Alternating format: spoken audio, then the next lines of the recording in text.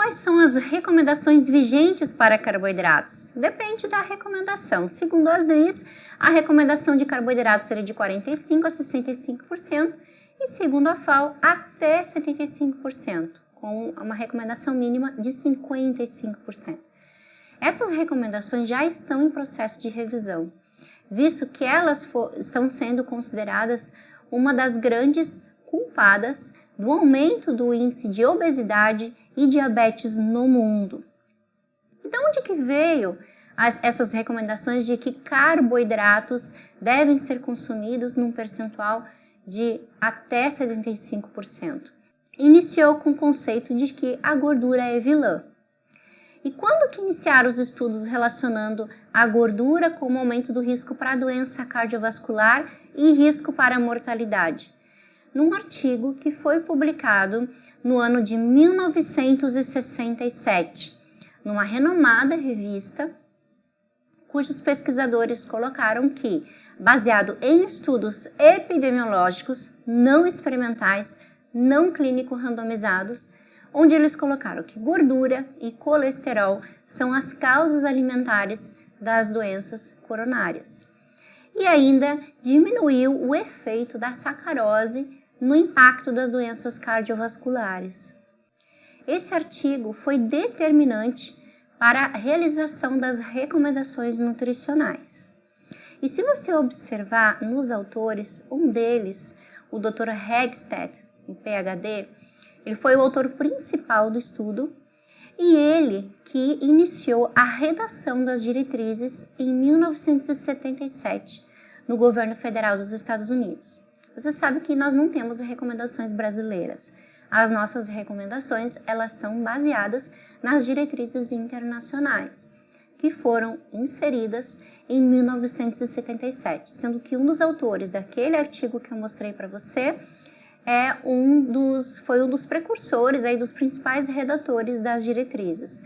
Lembrando que diretrizes não são regras, diretrizes são orientações, são guias e são instruções. Só que em 2016 esse estudo realmente revolucionou e colocou em dúvida as recomendações diretrizes atuais. Por quê? Esse estudo mostra que, por meio de uma análise documental, aquele estudo de 1967, ele foi comprado. E quem comprou esse estudo? Foi a indústria do açúcar. Então, realmente, não sou eu que estou dizendo, é esse artigo que tem um fator de impacto A1, um QALYS A1, tem um altíssimo fator de impacto, mostrando, então, que a indústria do açúcar amenizou os efeitos do açúcar nas doenças cardiovasculares e culpou a gordura como vilã. Esse artigo de 2015 coloca que as orientações dietéticas, as diretrizes, foram introduzidas para nada mais, nada menos do que 220 milhões de americanos e 56 milhões de britânicos em 1983, sem provas, a partir de estudos clínicos randomizados, padrão ouro para inserir recomendações. E que esses estudos que culparam a gordura foram baseados em estudos epidemiológicos e com interesses comerciais. E o que aconteceu com a manteiga? Foi substituída pela margarina, com altíssimo índice de gordura trans, que com certeza é muito mais prejudicial para as doenças cardiovasculares do que a manteiga. E não só a margarina, mas uma série de produtos industrializados intitulados diet, light, baixo teor de gordura, sem colesterol, colocando então colesterol e gordura como vilão. E com isso a gente começou a consumir muito mais carboidratos e muito menos comida de verdade, muito mais comida processada, ultraprocessada e industrializada. Mas fato é que os americanos, eles seguem as recomendações e eles consomem, em média, 55% de carboidratos do valor calórico total. Eles estão dentro das recomendações. E veja como está o cenário desde que as recomendações nutricionais para reduzir gordura e consumir mais carboidratos foram inseridas.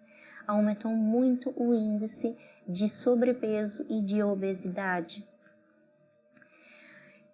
Esse aqui foi um estudo, o estudo PURI, publicado em agosto de 2017.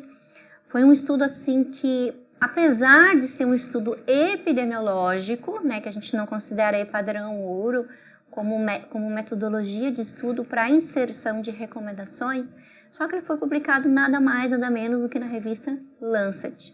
Isso, pelo fato de ser publicado nessa grande revista, nesse importante periódico, o estudo ele se tornou de alto impacto e foi divulgado no mundo inteiro, em redes sociais, em noticiários, etc. E vamos falar um pouco desse estudo então. O estudo epidemiológico, ele incluiu mais de 135 mil pessoas de 18 países, de 5 diferentes continentes, num período de 7 anos. O objetivo do estudo foi avaliar a mortalidade total, o infarto fatal e não fatal, o AVC e a relação com o consumo de macronutrientes. Eles concluíram que a ingestão elevada de carboidratos foi associada a um maior risco de mortalidade total, enquanto que a gordura total e os tipos individuais de gordura estavam relacionados com menor mortalidade total. A principal pesquisadora do estudo colocou que o foco atual na promoção de dietas com baixo teor de gorduras simplesmente ignora o fato de que a maioria das dietas que são baixas em gorduras são ricas em carboidratos. E que países de renda média consomem muito mais carboidratos e parecem estar ligados a piores resultados de saúde. Então foi estudo de associação e não de causa e efeito, que tem uma diferença muito grande, um estudo epidemiológico. E a pesquisadora principal coloca que as diretrizes devem, então, reorientar a sua atenção para reduzir a ingestão de carboidratos, em vez de se concentrar na redução de gordura. E algo muito interessante que foi divulgado também nesse estudo, e que vai bem ao encontro daquilo que eu também tenho pesquisado, que eu pesquisei para escrever o livro de estratégia low carb, e até mesmo para minha prática clínica, é que as pessoas mais saudáveis do mundo tinham dietas ricas em frutas, feijões, sementes, vegetais, grãos integrais. O que são esses alimentos? Carboidratos. Só que eles tinham baixo consumo de carboidratos refinados e com açúcar de adição, ou mesmo simplesmente o açúcar. Isso quer dizer o quê? Que não é só a quantidade que é importante, mas a qualidade do carboidrato também é fundamental no que condiz à prevenção de doenças, saúde e longevidade, prevenção dos fatores, diminuição dos fatores de risco para doenças cardiometabólicas. E aí eu te pergunto, mais de 30% de gordura na alimentação aumentaria risco para doença cardiovascular? A gordura saturada aumenta risco para doença cardiovascular? A literatura, baseada não só em estudos epidemiológicos, mas também em estudos experimentais, demonstraram que não, que mais do que 30% de gordura não aumenta risco para doença cardiovascular e que gordura saturada também não aumenta risco para doença cardiovascular. Aqui eu selecionei só alguns estudos, mas tem muitos estudos publicados. Eu selecionei essa meta-análise que envolveu mais de 340 mil pessoas, que foi baseada em 21 estudos, mostrando que não há evidência significativa para a conclusão que a gordura saturada dietética está associada a um fator de risco aumentado para doença cardíaca coronária ou doença cardiovascular. Outra meta-análise observou também evidência insuficiente que a ingestão de gordura saturada aumentaria risco para doença cardiovascular e acidente vascular encefálico.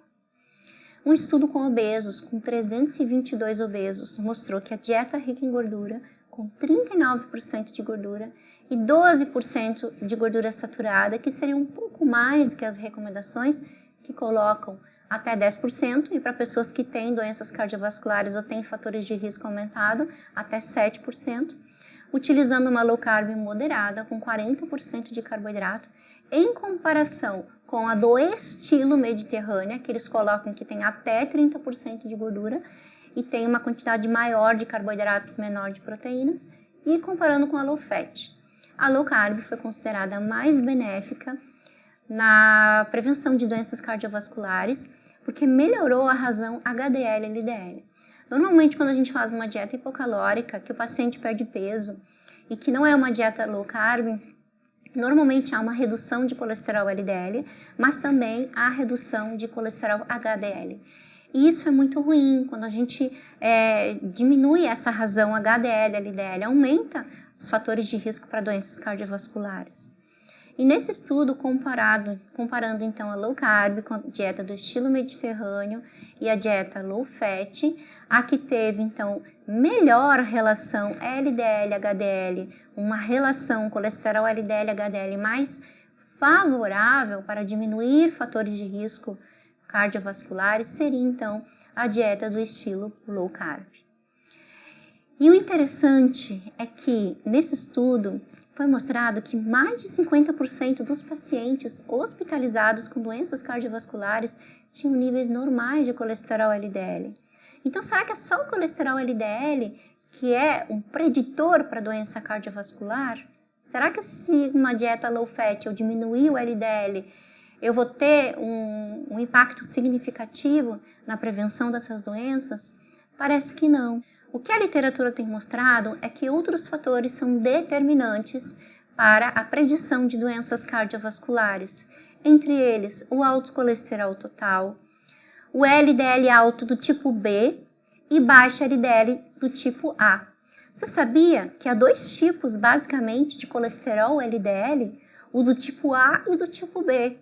Veja nessa imagem que o colesterol do tipo A, ele é um colesterol maior, ele é um colesterol mais flutuante, menos denso, que eu costumo utilizar uma analogia como se fossem bolhas de sabão. Então ele é leve e flutuante. E ele tem uma capacidade aterogênica muito baixa. Já o colesterol LDL do tipo B, ele é um colesterol, uma partícula menor e mais densa, que eu gosto de utilizar a analogia como se fossem balinhas de chumbo. Agregam mais facilmente a artéria e são muito mais impactantes para doenças cardiovasculares, incluindo a aterosclerose. Então é importante a gente saber se o paciente tem um colesterol do tipo A ou do tipo B. Vamos imaginar que eu tenho dois pacientes com o mesmo índice de LDL, 130 mg por decilitro, que seria um LDL elevado, né? Que as recomendações, os valores de referência, seria até no máximo 100 mg por decilitro de colesterol LDL. Será que os dois vão ter o mesmo risco se eu tenho um do tipo A e o outro paciente que tem esse LDL do tipo B? Provavelmente não. Claro que é importante avaliar, então, outros marcadores, que são também marcadores para doenças cardiovasculares. Mas analisando pelo tipo de LDL, eu posso dizer que pessoas que têm mais LDL do tipo A são pessoas que têm menor propensão a desenvolver aterosclerose, doença cardiovascular. E como é que a gente sabe, Ana, que tipo de colesterol que o paciente tem? Tem um exame? Sim, tem exames que são de altíssima tecnologia que avaliam exatamente o tipo de partícula de colesterol, mas ainda são exames caros que não são disponíveis para a população em geral. Entretanto, a gente pode avaliar de outra forma. A gente pode solicitar o que a gente chama de apolipoproteínas. A apolipoproteína A1 e a apolipoproteína B. Digamos que a apolipoproteína A1 é a apolipoproteína boa, que é uma apolipoproteína do colesterol HDL. Então, ele mede a função desse HDL como antiaterogênico, como atuação como função de transporte reverso do colesterol. Então, quando eu avalio a apolipoproteína A1, eu estou avaliando a capacidade antiaterogênica do HDL. E a apolipoproteína B, eu estou avaliando a capacidade proaterogênica do colesterol LDL. Quando tem uma relação de apolipoproteínas A1 maior do que apolipoproteínas B, eu já tenho um fator positivo. Quanto maior, Ana? Se eu dividir ApoA1 por ApoB, se eu tiver um resultado maior do que 1,5, já seria então um marcador favorável para que esse paciente não desenvolva aterosclerose, mesmo que ele tenha um LDL mais elevado. Um outro fator que a gente avalia, que é muito interessante, na minha prática eu avalio constantemente, até porque são exames muito simples, que muitas vezes o paciente já vem com eles, seria triglicerídeos, a relação triglicerídeos-HDL. Quando eu tenho uma relação triglicerídeos-HDL acima de 13,5, eu tenho mais um marcador para doença cardiovascular e eu tenho um importante marcador de resistência à insulina. Pacientes com resistência à insulina normalmente têm a relação triglicerídeo-HDL acima de 13,5. E o que seria um valor ótimo, Ana? Que essa relação fique abaixo de 1,7. Outro fator também que eu posso avaliar seria a alta relação colesterol total HDL e o estresse oxidativo e a resistência à insulina. Então, outro marcador que a gente utiliza é o colesterol LDL oxidado. Quanto maior for o colesterol LDL oxidado, maior vai ser o risco para aterosclerose. Então, tem pessoas que têm um LDL circulante baixo, mas o pouco que está circulando está oxidando e está formando a placa. Isso a gente chama de alto LDL oxidado. Então, ele é um exame que normalmente não é coberto pelos planos de saúde, que custa em média R$400, mas que também seria um outro dado para a gente avaliar risco cardiovascular.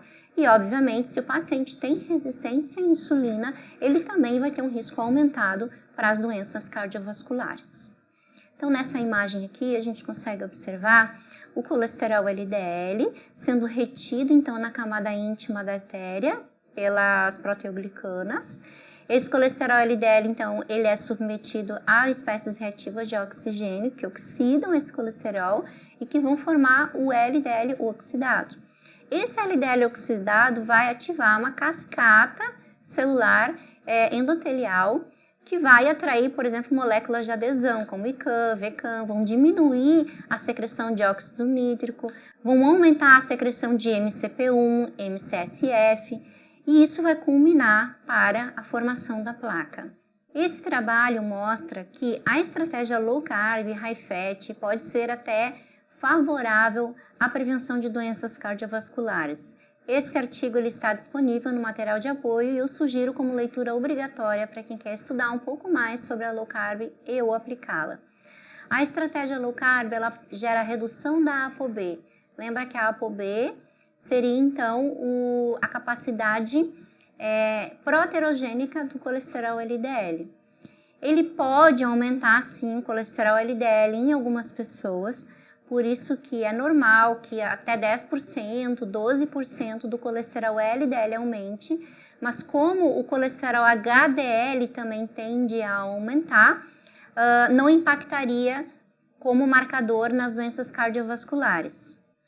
A estratégia aumenta o colesterol HDL, aumenta a apolipoproteína A1, que é então a apolipoproteína da capacidade antiaterogênica do HDL, reduz glicose, insulina, a gordura no fígado e a gordura visceral, que indiretamente auxilia também na diminuição do risco para doença cardiovascular. Reduz triglicerídeo e aumenta o LDL do padrão A, do tipo A, aquele que é maior e mais flutuante, reduzindo o LDL padrão B. E qual que é o mais importante? Reduzir o colesterol LDL ou aumentar o colesterol HDL? O que você acha? Bom, quando eu reduzo o colesterol LDL, eu diminuo em média 10 a 20% do risco para doença cardiovascular. E quando eu aumento levemente o HDL, esse levemente é um aumento de 13%. Um colesterol HDL que está 50, que passa para 57, por exemplo. Eu tenho uma redução de 36% do risco de morte por doença coronariana ou infarto do miocárdio. Então parece que sim, que aumentar o HDL é mais importante do que diminuir o LDL. E se a estratégia low carb, ela aumenta o HDL, mesmo aumentando levemente o HDL, ainda assim eu tenho um saldo positivo na prevenção de doenças cardiovasculares. Mas Ana, carboidrato será que engorda? Será que comer carboidrato deixa as pessoas obesas somente por si só? Esse trabalho aqui pode parecer que é algo totalmente contrário do que eu estou abordando nesse curso. Porque é um trabalho que mostrou, que foi publicado em 2017, que mostrou uma tribo da Bolívia, tribo de Tsiname. Essa tribo, uma tribo indígena, consome uma média de 72% de carboidratos na dieta. E pasmem, eles foram considerados o coração mais jovem do mundo. Então, eles apresentam os menores índices de doença coronariana relatados até o momento. Um tsunami de 80 anos possui idade vascular de um americano de 50. Ué, mas eles consomem 72% de carboidratos? Sim. Só que vamos analisar o contexto? Vamos pensar que as pessoas de lá têm um peso adequado. Então, se elas têm um peso adequado, é possível que elas não estejam em balanço energético positivo, ou seja, o consumo energético é muito coerente com o gasto energético. Então, aí já entra o primeiro fator.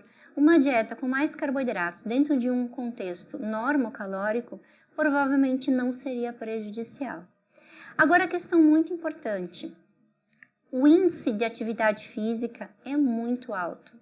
Tanto nas mulheres que são coletoras, plantam, colhem, fazem serviços domésticos, andam longas distâncias a pé, quanto homens e meninos que podem percorrer quilômetros e quilômetros para caçar. Então, como a caça lá não é muito comum, eles têm um percentual de proteína na dieta de 14%. E eles chegam a percorrer 18 quilômetros para caçar um cervo. Então, realmente, eles fazem muito exercício físico. Para eu afirmar que carboidratos engordam, depende de inúmeros fatores. Ou seja, o primeiro fator, e talvez o mais importante, é a quantidade consumida. E aí eu falo em gramas e não em percentual.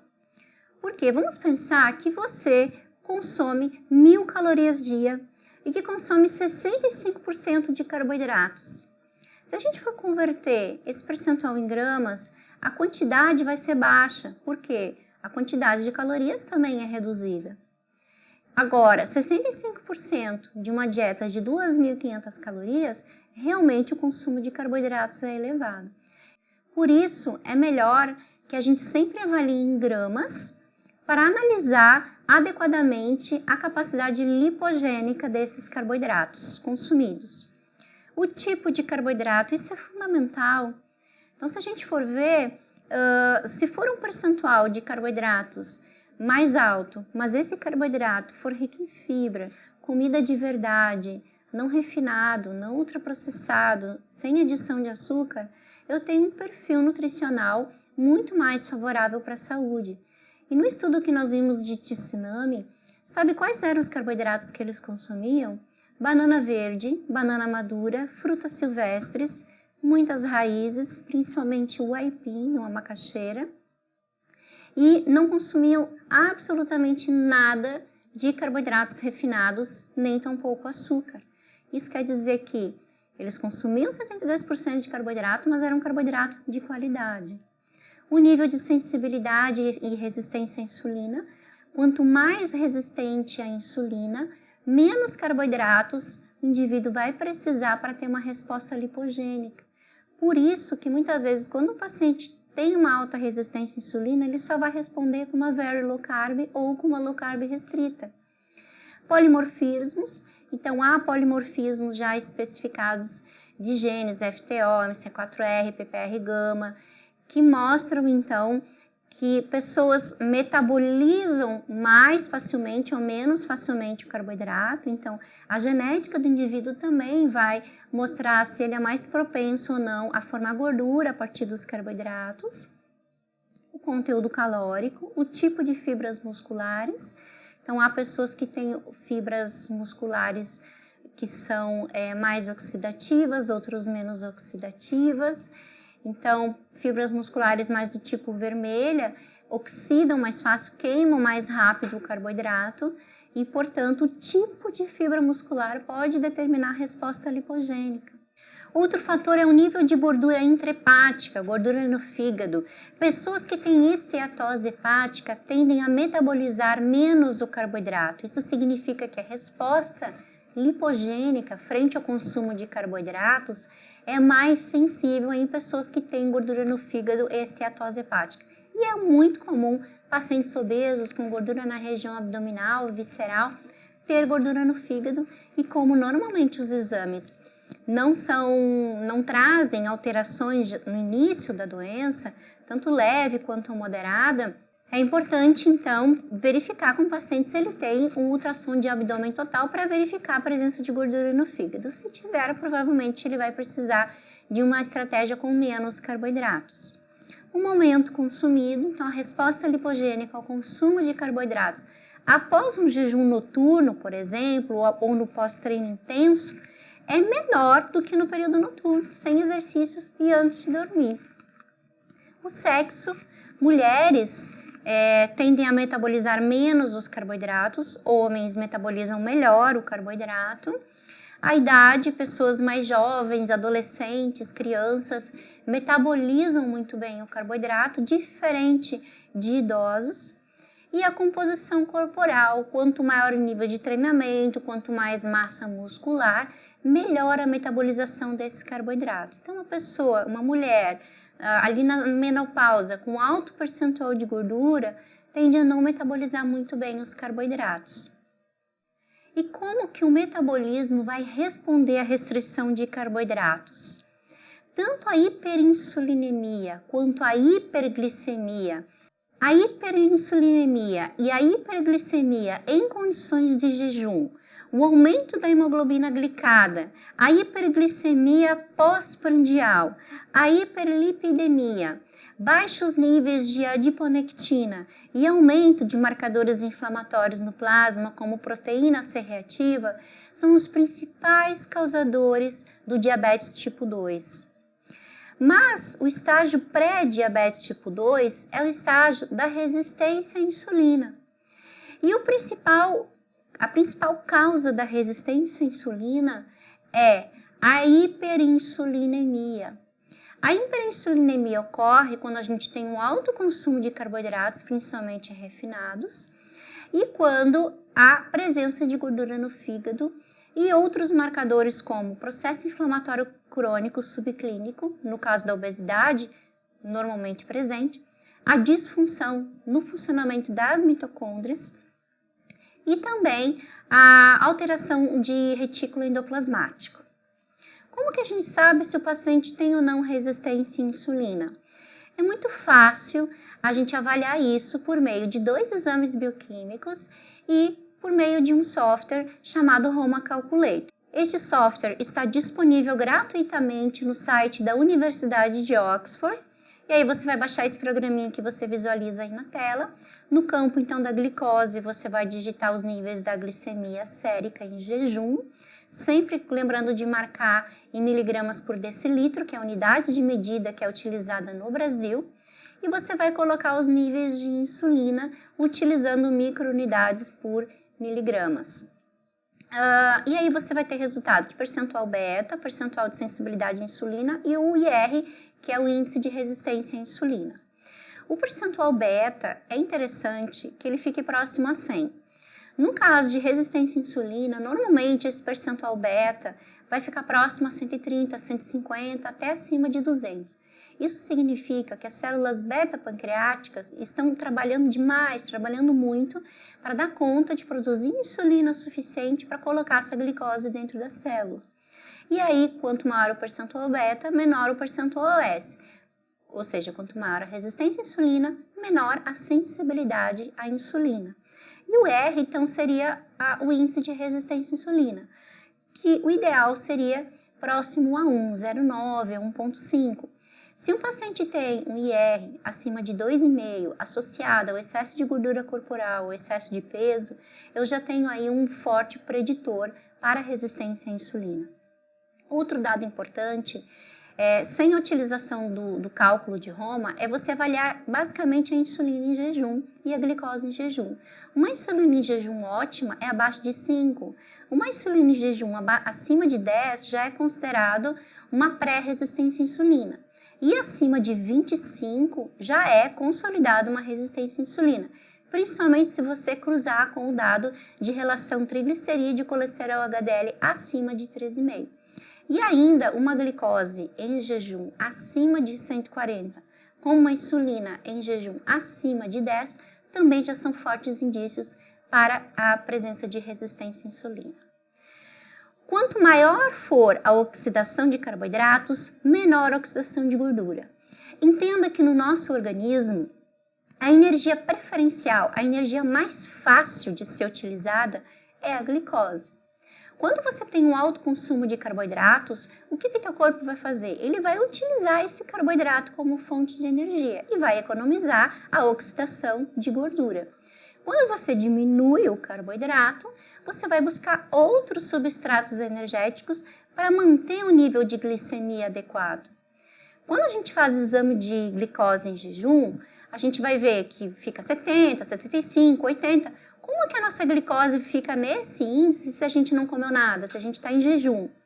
Como que isso acontece? Porque quando a gente está dormindo, o nível de glicose baixa e a gente transforma outros substratos, como a proteína no músculo, em glicose.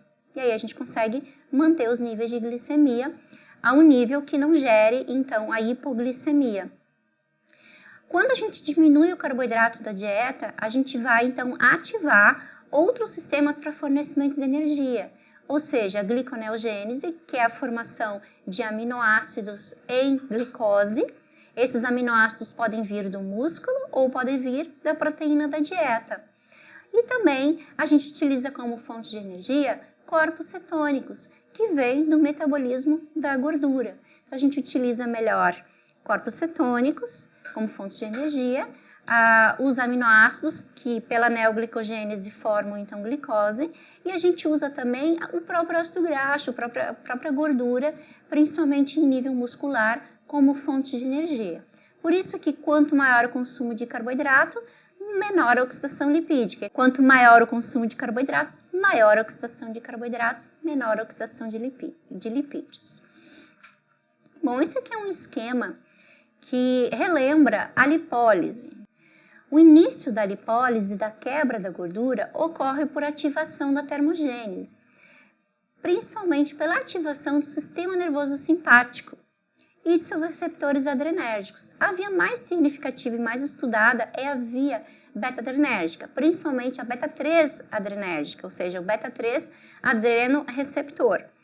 O beta-3 adrenoreceptor geralmente vai acoplar-se na proteína GS para promover a lipólise. Aí, a partir dessa etapa, o sinal termogênico da noradrenalina é mediado pela adenilciclase, que uma vez vai ativar e converter o ATP em AMP cíclico. Em seguida, esse segundo mensageiro vai ativar a proteína quinase A, a qual vai fosforilar proteínas citosólicas, tais como lipase e hormônio sensível, que é a principal enzima responsável pela quebra da gordura, a quebra do triglicerídeo em ácido graxo livre e glicerol, a fim então de estimular a via lipolítica. E também ativa vias nucleares como o fator de transcrição CREBP, que vai ativar a transcrição de genes, incluindo o gene da UCP1, o gene UCP1, que é o gene da termogênese, que é a termogenina. É uma proteína, então, transmembranosa, encontrada nas mitocôndrias no tecido adiposo marrom. A fosforilação dessa lipase hormônio sensível vai estimular a quebra desse triglicerídeo em ácido graxo livre. Mas o que acontece? Quando os níveis de insulina baixam, aumentam os níveis de glucagon. Quando eu aumento os níveis de glucagon, eu forneço fósforo para a fosforilação da lipase hormônio sensível. Quando eu tenho altos níveis de insulina, eu tenho então diminuição da fosforilação da lipase hormônio sensível, porque a insulina rouba fósforo da lipase hormônio sensível. E aí, com isso, eu vou ter a quebra do triglicerídeo em ácido graxo livre, ou seja, a lipólise. E aí, o que vai acontecer? Qual é o destino desse glicerol e desses ácidos graxos livres? Eles podem seguir para a beta-oxidação nas mitocôndrias, para fornecimento de energia. Eles podem seguir parte para a neoglicogênese, parte do substrato para a neoglicogênese, ou para a produção de corpos cetônicos. Na restrição de carboidratos, eu tenho a inativação de genes responsáveis pela conversão de carboidrato em gordura. Quais seriam esses? CHREBP, e o SREBP1C. Esses dois fatores de transcrição, quando eles são inativados, eu tenho então um aumento na oxidação de gordura e uma inibição do acúmulo de gordura. Adicionalmente, na restrição de carboidratos, eu tenho a ativação de uma molécula-chave e tem sido estudada como a menina dos olhos da nutrição para o tratamento do diabetes e da obesidade. A ativação da MPK, adenosina monofosfato ativada por proteína quinase. Quando eu tenho ativação da MPK, eu tenho o aumento da oxidação lipídica. Ali na imagem vocês observam como FA oxidation. E também temos a ativação de outros dois genes importantes para a oxidação de gordura, o PPAR, alfa, e também o FGF21. Eu tenho então a inibição de acetil-CoA-carboxilase e ácido graxo sintetase, duas enzimas importantes para a lipogênese. Tá?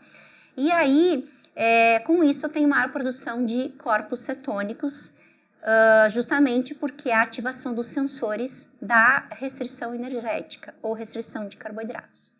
Essa imagem aqui eu acho maravilhosa, porque ela mostra a atividade da AMPK quando ela é estimulada na oxidação de gordura. Antes, há 10 anos atrás, até mesmo nos cursos, eu falava muito na lipólise, né? Como é que a gente faz para quebrar gordura? E aí a gente incentivava o uso de termogênicos, de cafeína, de cinetrol, citrusaurantios, vários ativadores beta-adrenérgicos para quebrar gordura. Hoje a gente não só fala em lipólise, mas em beta-oxidação lipídica. Além de eu quebrar essa gordura, como que eu vou utilizá-la de forma consistente? E quando eu ativo a MPK é um alvo importantíssimo para aumentar essa oxidação de gordura. Quando eu ativo a MPK, eu vou ativar a hormônio lipase sensível, que vai fazer a quebra de triglicerídeo em ácido graxo livre, e eu vou ativar a sirtuína 1. Sirtuína 1 é uma proteína da longevidade, da saúde metabólica. E ainda a sirtuína 1 vai ativar um fator-chave da biogênese mitocondrial, que é a PGC1-alfa. Mas, Ana, o que tem a ver biogênese mitocondrial? Ora, as mitocôndrias são usinas do fornecimento de energia e da oxidação de gordura. Quando eu melhoro a função das mitocôndrias e quando eu ativo a multiplicação dessas mitocôndrias, eu tenho de uma forma mais inteligente e eficiente a oxidação de gordura. Pois bem, quando eu ativo a MPK, eu ativo o PGC1-alfa e ativo a biogênese mitocondrial, bem como a beta-oxidação. E para ativação da MPK, eu consigo fazer com restrição energética, mas também consigo ativar eficientemente com a restrição de carboidratos. Quando o paciente faz exercício físico, quando nós praticamos exercício físico, principalmente do tipo aeróbio, a gente ativa, a gente liga esse sensor de energia que é a MPK. E aí, nesse slide eu trago alguns miméticos do exercício, ou seja, substâncias que, quando consumidas, podem potencializar a ativação da MPK pelo exercício físico. Quais são elas? Chá verde, quercetina, resveratrol, cafeína e epicatequinas. Outros fitoterápicos que podem ser coadjuvantes na ativação da MPK e assim promover uma maior oxidação lipídica é a ginosperma pentafilo. É um fitoterápico pouco conhecido no Brasil, mas na minha prática clínica eu utilizo muito a ginosperma. Inclusive, poucas farmácias dispõem desse ativo, farmácias de manipulação. As farmácias que eu trabalho, eu solicitei esse ativo para poder disponibilizar para os meus pacientes. E se vocês buscarem em base de dados BIREME, Google Acadêmico, vocês vão ver que a ginosperma pentafilo é muito utilizada para o tratamento do diabetes por estímulo de AMPK. A cúrcuma longa, o extrato seco padronizado, 95% de curcuminoides, e o transaresveratrol numa dose maior do que a usual, de 100 a 200 miligramas. Outro ativador que é importantíssimo é a berberina, que é um importante ativador também de AMPK. Ele melhora a sensibilidade à insulina, reduz a expressão de genes para a lipogênese, para o acúmulo de gordura, e está associado à redução de peso e redução de triglicerídeos, 500 mg 2 vezes ao dia. Esse aqui é um trabalho que mostra que o consumo de transresveratrol 150 mg durante 30 dias em 11 obesos ativou a MPK e aumentou níveis de proteínas sirtuína 1 e PGC1-alfa. Esse é um trabalho que mostra que a restrição de carboidrato pode ativar então a MPK e consequentemente a PGC1-alfa. Adicionalmente, quando eu restringo o carboidrato e associo a uma substância que aqui nessa figura está como NR, é nicotinamida ribosídeo, eu potencializo também a restrição de carboidratos para ativação de genes como a MPK, sirtuína 1, PGC1-alfa. A nicotinamida ribosídeo, até uns meses atrás, a gente só encontrava importada, então eu acabava orientando meus pacientes a comprarem em sites de suplementos importados ou até mesmo comprarem fora do país. Mas atualmente a gente já tem esse ativo disponível em algumas farmácias de manipulação, poucas. Nicotinamida ribosídeo. Então é uma molécula excelente para disfunção mitocondrial, para melhora da função energética, para melhora da performance no exercício. Pacientes com mitocondriopatia, como diabetes, fibromialgia, o resultado é sensacional com o uso da nicotinamida ribosídeo, uma dose de 100 mg ao dia no período da manhã. Então vejam que a restrição de carboidratos associada à nicotinamida ribosídeo, eu também tenho ativação de NRF1 e NRF2, que são genes chaves para ativar toda a cascata antioxidante endógena e também genes associados à detoxificação hepática. Esse é um trabalho que mostra que PGC1-alfa, então, é a chave, é um dos mais promissores protagonistas na biogênese mitocondrial. Bom, quando eu ativo a MPK, sirtuína 1, PGC1-alfa, eu vou aumentar a aptidão metabólica e oxidação de gordura. E um outro dado importante, ainda estudos em animais, mostraram que quando eu estimulo o PGC1-alfa, eu posso ter uma conversão de fibras musculares do tipo 2B para fibras musculares do tipo 1 e do tipo 2A, que são fibras associadas a um fenótipo magro. Esse aqui é o trabalho em ratos, então mostrando a diferença da coloração das fibras musculares quando há um estímulo de PGC1-alfa. A low carb pode ser interessante também para a obesidade de cunho genético, pessoas que têm polimorfismos em genes FTO, MC4R, PPR-gama. Mostrou então que pode gerar um downregulation, silenciamento desses genes com a low carb.